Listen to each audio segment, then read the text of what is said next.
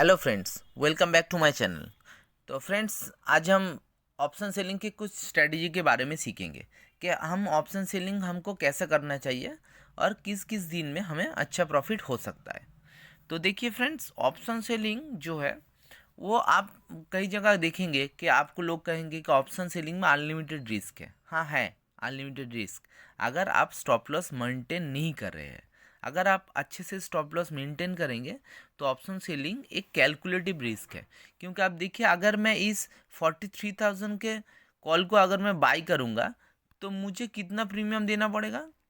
2175, sorry 2175, इतना मुझे premium देना पड़ेगा, इतना मुझे पैसा देना पड़ेगा। वही ऑप्शन को अगर मैं सेल करूंगा तो मुझे देखिए मार्जिन रिक्वायरमेंट कितना है, 1,24,472 रुपये का। ये देखिए 1,24,472 रुपये का मुझे क्या करना है, इतना पैसे में मैं 25 क्वांटिटी ले पाऊंगा सेल के लिए। ठीक है, तो मेरा अगर बाई के लिए 2,100 रुपये लग रहा है तो सेल के लिए मेरा कितना लग रहा है, 1,24,000। तो 2,100 रुपये में अगर मेरा प्रीमियम आधा हो जाए तो मुझे कितना लॉस होगा? 50% का लॉस हो जाएगा। लेकिन इसमें अगर मेरा प्रीमियम मान लीजिए कि आधा बढ़ गया, मैं 87 से लेकर 100 हो गया, वहाँ पे मैं निकल गया तेरह, या मान लीजिए मेरा 20 पॉइंट का स्टॉप लॉस होगा। तो 20 पॉइंट का अगर मेरा स्टॉप लॉस होगा तो मेरा कितना क्वांटिटी है? 25। तो 25 20 कितना होता है? 500 रुपये का मुझे नुकसान हुआ पे। तो कितना पैसे के ऊपर 500 रुपये का नुकसान होगा? 1,24,000 के ऊपर। ठीक है, 1,24,000 के ऊपर मेरा 500 रुपये का नुकसान होगा। तो मेरा ये नुकसान 0.5 भी नहीं होगा। तो ठीक है, तो ये होता है कि ऑप्शन सेलिंग और ऑप्शन बाइंग में डिफरेंस यही होता है। क्योंकि ऑप्शन बायर सोचता है कि हम एक दिन में डबल कर लेंगे, उसका हो भी जाता है। अगर 87 का अगर जो प्रीमियम है वो अगर डबल हो गया, मान लीजिए कि डबल हो भी सकता है, मतलब 150-60 हो गया, तो उसका क्या होगा? डबल प्रॉफिट हो जाएगा। लेकिन हम लोग के केस में ऐसा नहीं होता है। हम लोग का 87 का जो प्रीमियम होता है वो तो ज़ीरो नहीं होगा, एक्सपायरी के दिन को छोड़ के वो कभी ज़ीरो नहीं होता है। तो हमें टारगेट कितना रखना पड़ता है कि 10 15 20 पॉइंट। तो हमारा पर डे का टारगेट कितना रहेगा? 0.5 रुपये, 0.5%। ठीक है, तो मैं इतना प्रॉफिट करूंगा, इतना ही मैं नुकसान ले सकता हूँ। किसी किसी दिन मेरा 1 या 2% भी प्रॉफिट निकल जाएगा, वो एक्सपायरी के दिन अलग चीज़ है, वो आपका प्रॉफिट उस दिन ज़्यादा निकलता है। तो ऑप्शन सेलर क्या सोचता है क्या, कि मेरा 10 या मैक्सिमम से मैक्सिमम तेरा 12 15% रिटर्न निकल जाए तो महीने का बहुत अच्छा रिटर्न है। ठीक है, लेकिन ऑप्शन बायर क्या सोचता है कि हमें कम से कम डबल चाहिए।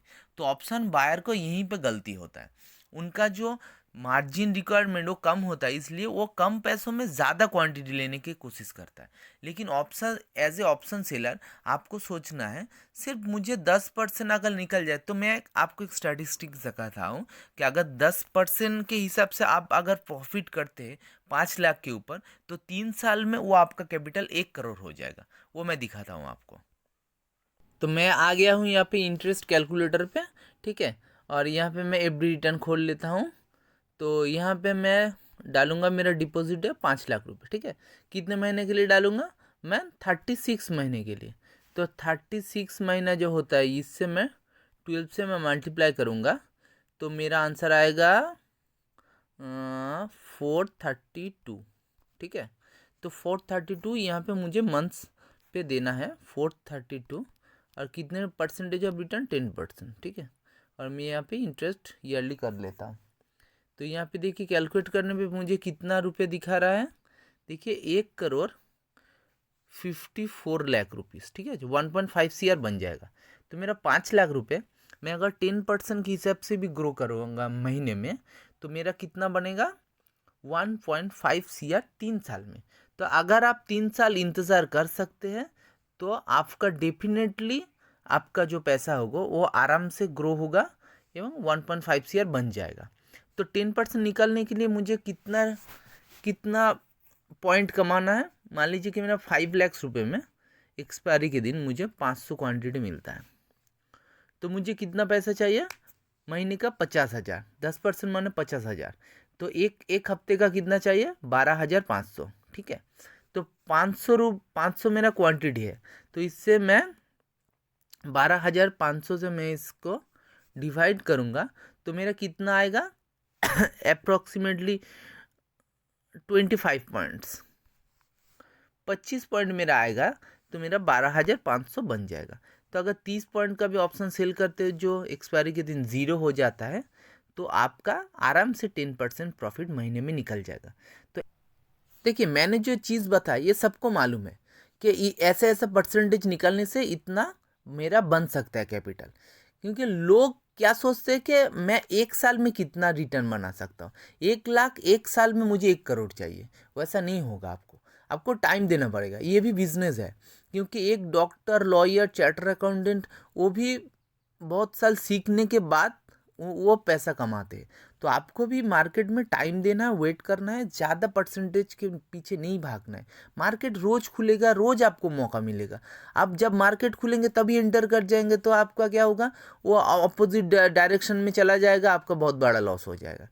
तो आप जब भी ट्रेड कीजिए तो मार्केट खुलने का वेट कीजिए, अपना लेवल आने का वेट कीजिए, तभी एंटर कीजिए।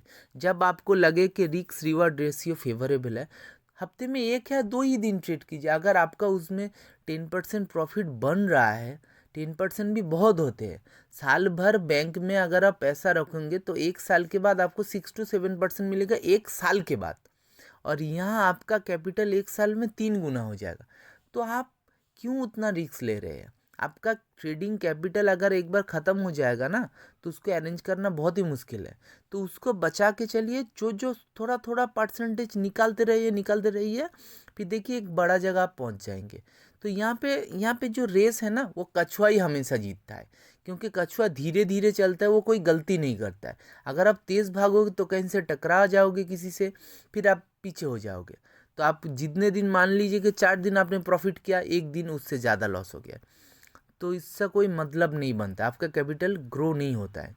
तो आप मैंने जैसे कहा, आप थोड़े थोड़े परसेंटेज, 10% और अपना कैपिटल थोड़ा थोड़ा बढ़ाते रहिए। अपने जो आपका जो अदर सोर्स ऑफ इनकम है, उससे जो आपका इनकम हो जाता है, उससे आप थोड़ा थोड़ा यहाँ पे कैपिटल बढ़ाते रहिए। तो देखेंगे 3 साल आप मार्केट को टाइम दीजिए, आपका अच्छा कैपिटल ग्रो होगा, ये मेरा गारंटी है।